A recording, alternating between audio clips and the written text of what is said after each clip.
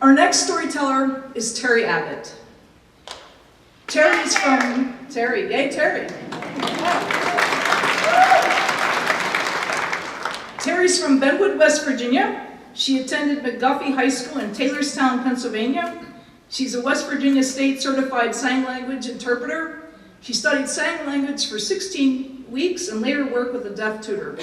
She also studied psychology. Please welcome Terry Abate.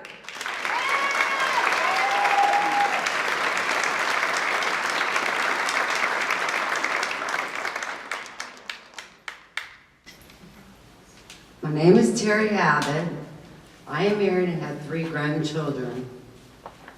I worked for a local school system for 31 years and am now retired.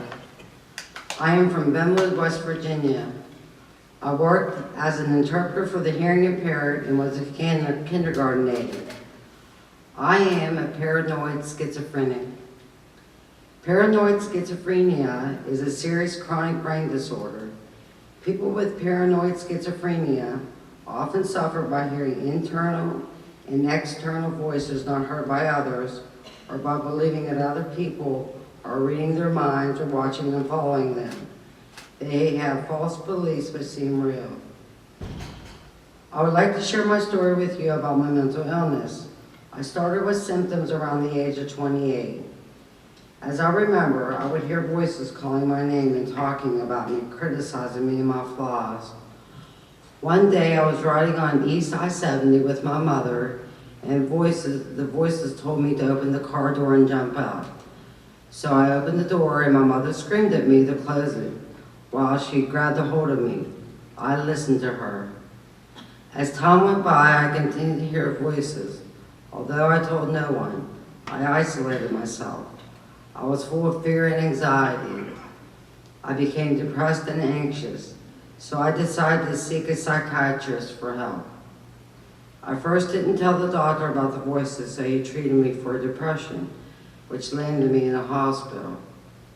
Then, I did share about the voices and some of the things I was experiencing, but I never told the doctor about the extent of the voices.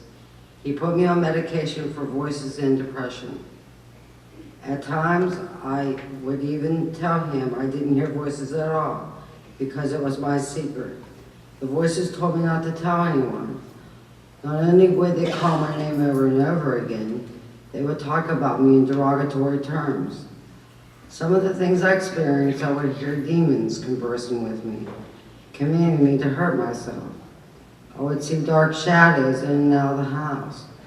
When I watched TV or listened or watched a computer, voices and thoughts would try to communicate with me, reading my mind. One experience I had, I was sitting in the dining room and I heard the flute playing upstairs. I went upstairs and it stopped. I came back down and it would start again. I also would experience visual hallucinations. One time I was sitting at the computer and a little girl was sitting next to me, humming. No one else could see or hear her but me. One night when I was by myself, I saw a gnome lurking around the corner of the dining room. Another time, my husband and I were sitting in the gazebo and I saw a man about 3 yards away, spying on me, although my husband didn't see anything. Another time, while looking out the window in the bedroom, I saw numerous demons flying around. I would also see demons in the sidewalk and within the patterns in the carpet, which filled me with anxiety and fear most of the time. I still have this problem today. My mental illness landed me in the hospital many times. I can remember not eating in the hospital for 2 weeks because I thought the staff was trying to poison me. People would talk about me in the living room, but no one heard them but me. I felt they were trying to control me. I was being watched and continuously followed. I was in fear, I was in danger that they were going to hurt me. It came to the point that aliens were communicating with me and the government knew about them. That's why I could see and hear these things. At times I thought my family and the others were trying to plot against me. I didn't know what was real and what wasn't real. I know I was the chosen one. The voices told me so. A co-creator. That's why the voices were communicating with me. They would talk about me and they would tell me I was in danger and order me to do things and comment on my activities. When I was working, I took my medication and it did help. At times the voices would surround me and I would see shadows of demons. It's a miracle that I was able to work even though I was hospitalized numerous times and had medication changes. Today I take my medication faithfully. This has helped me with my recovery and with my symptoms. Having a routine plus having 8 hours of sleep helps me. When I am out on my routine, it affects me. I am stressed and hear voices. There are numerous things that I experience, but I choose not to share. I pray every day to my higher power and try to stay positive.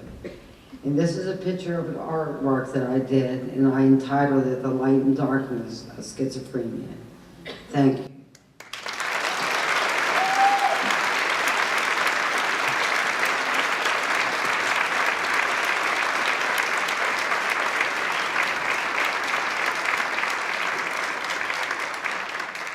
Thank you, Terry. That was so awesome. Thank you for sharing.